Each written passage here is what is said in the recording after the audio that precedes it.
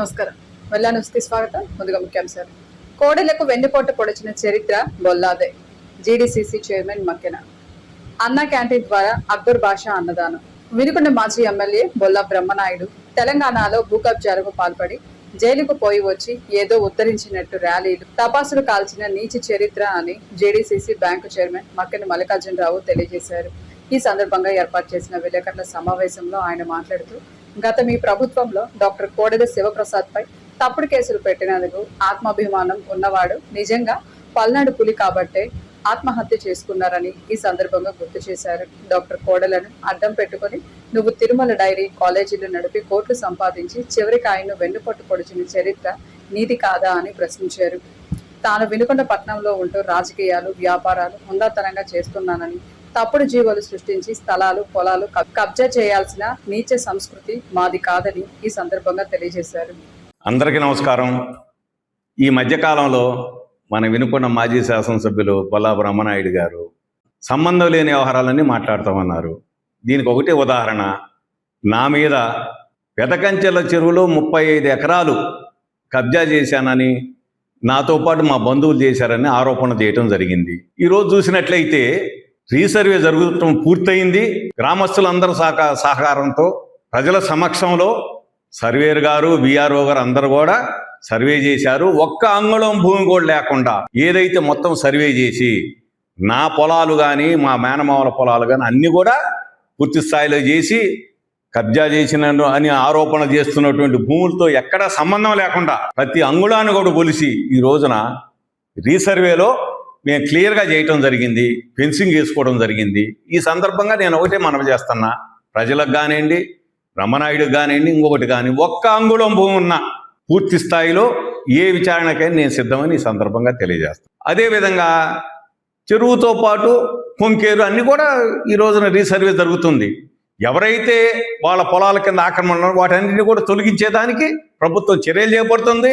నేనైతే స్పష్టంగా ఉన్నా. దీనితో పాటు లింగలపాలెం కుంటని పదే చెప్తున్నారు. ఇప్పుడు కూడా చెప్తున్నా, దానికి కూడా రీసర్వేకి నేనే సర్వేకి పెట్టడం జరిగింది.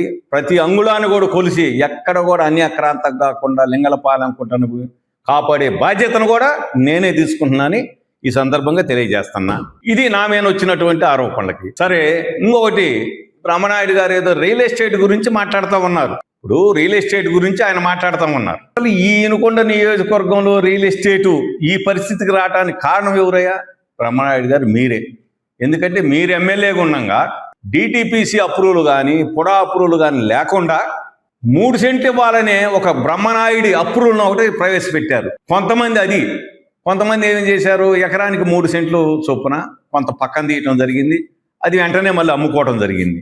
అసలు ప్రభుత్వ నిబంధనలు ఏముంటాయండి? డిటిపిసి అప్రూవల్ అంటే, ఇప్పుడు నేను నా స్వభూమిని వెంకుపాలెం దగ్గర డిటిపిసి అప్రూవల్ తీసుకొచ్చిన, ఎకరానికి 10 సెంట్లు ప్రభుత్వానికి, గ్రామ పంచాయతీకి కానీ మున్సిపాలిటీకి కానీ అప్పచెప్పాలా, అవి ప్రత్యేక అవసరాల కోసం. అదేవిధంగా 33 అడుగుల రోడ్లు వేయాలా. ఇది నిబంధనలు. ఈ నిబంధనలు తొంగలో దొక్కి మీరు ఎమ్మెల్యే ఉండగా వీటన్నిటి కూడా పక్కకు తప్పించారు.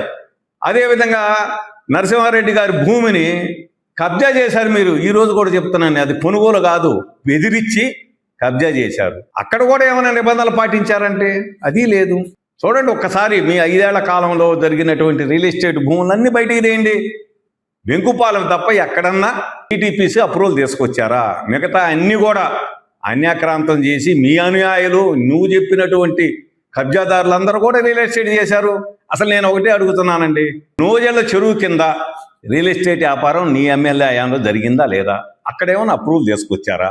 అదేవిధంగా డిగ్రీ కాలేజీ దగ్గర మీ హయాంలో వెంచర్లు వేశారు, అక్కడేమన్నా అప్రూవల్ తీసుకొచ్చారా? మీ అన్యాయాలు కాదా? దీనికి సమాధానం చెప్పండి. ఇది మీరు ఎమ్మెల్యేగా ఉన్నప్పుడు జరిగినటువంటి అన్యాక్రాంతం. అన్నిటికి మించి డాలర్ సిటీ ఒకటి ఉందండి.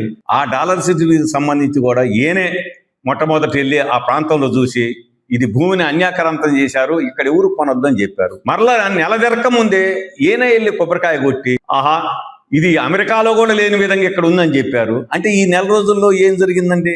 ఇది ప్రజలందరికీ తెలుసు. ఈ నెల రోజుల్లో రియల్ ఎస్టేట్ డాలర్ సిటీలో జరిగినటువంటి అక్రమాలు, అన్యాయాలు, లేకపోతే నీ స్వలాభం, అది అందరికీ తెలిసింది. రెండో, దాని ఎదురుగా ఉన్నటువంటి 100 ఎకరాల భూమి ఉంది. దాంట్లో కూడా గతంలో తిమ్మాయపాలెం నుంచి తెల్లబాడు వరకు రోడ్డు ఉందని, అది బ్రిటిష్ కాలం నుంచి ఉన్నటువంటి రోడ్డు. మరి ఆ రోడ్డు మీరు ఎమ్మెల్యేగా ఉన్నప్పుడు కొనుగోలు చేసిన భూమి, మీరే దాన్ని విడగొట్టినట్టయితే గౌరవం ఉండేది కదా. ఈ రోజు ఎవరో రోడ్డు వేశారు, నా దాన్ని అక్రాంతం చేశారంటారు ఏంటంటే బ్రహ్మనాయుడు గారు. ఇప్పుడు నేను కూడా అడుగుతున్నా, మీరే సొంతగా సర్వే చేయించండి. సర్వే చేయించి ఆ రోడ్డు ఉందా లేదా, రోడ్డు ఉండేటైతే తిడగొట్టండి. అక్కడ మీరేదో మేము కన్వర్షన్ చేయించామంటున్నారు 64 ఎకరాలు. ఆ కన్వర్షన్ చేసింది భూమి అవునా కాదా తేల్చండి. FLN జ్ఞానజ్యోతి శిక్షణ ముగింపు కార్యక్రమం వినుకొండ సెక్టార్ పరిధిలో ఘనంగా నిర్వహించారు. ఈ సందర్భంగా ఆయా మండలాల్లో నిర్వహించిన జ్ఞానజ్యోతి శిక్షణ ముగింపు కార్యక్రమాల్లో కోర్సు డైరెక్టర్ CDPO వాణి మాట్లాడుతూ, ICDS ప్రాజెక్టు వినుకొండ పరిధిలో శావలపురం మండలం జిల్లా పరిషత్ పాఠశాల, నూజిండ్ల మండలం జిల్లా పరిషత్ పాఠశాల, వినుకొండ మండలం, వినుకొండ మున్సిపాలిటీ, AP గిరిజన సంక్షేమ బాలిక ఉన్నత పాఠశాలలో అంగన్వాడీ కార్యకర్తలకు 6 రోజులు FLN శిక్షణ తరగతులు నిర్వహించడం జరిగిందన్నారు. చక్కటి ప్రణాళికాబద్ధమైన నిర్వహణ, స్పష్టమైన మార్గదర్శకత్వంతో చక్కగా ఈ శిక్షణ నిర్వహించడం జరిగిందన్నారు. 6 రోజుల శిక్షణ కార్యక్రమంలో అంగన్వాడీ కార్యకర్తలు ఎంతో క్రమశిక్షణతో చక్కగా పాల్గొనడం జరిగిందన్నారు. సుప్రీంకోర్టు ఆదేశాల మేరకు రాష్ట్ర న్యాయ సేవాధికారి సంస్థ సూచనల మేరకు, గుంటూరు జిల్లా న్యాయ సేవాధికారి సంస్థ ఆదేశాల మేరకు వినుకొండ మండలం ఏనుగుపాలెం గ్రామం నందు, అలాగే శావలపురం మండలం కారుమంచి గ్రామం నందు మధ్యవర్తిత్వంపై న్యాయ విజ్ఞాన అవగాహన సదస్సు నిర్వహించారు.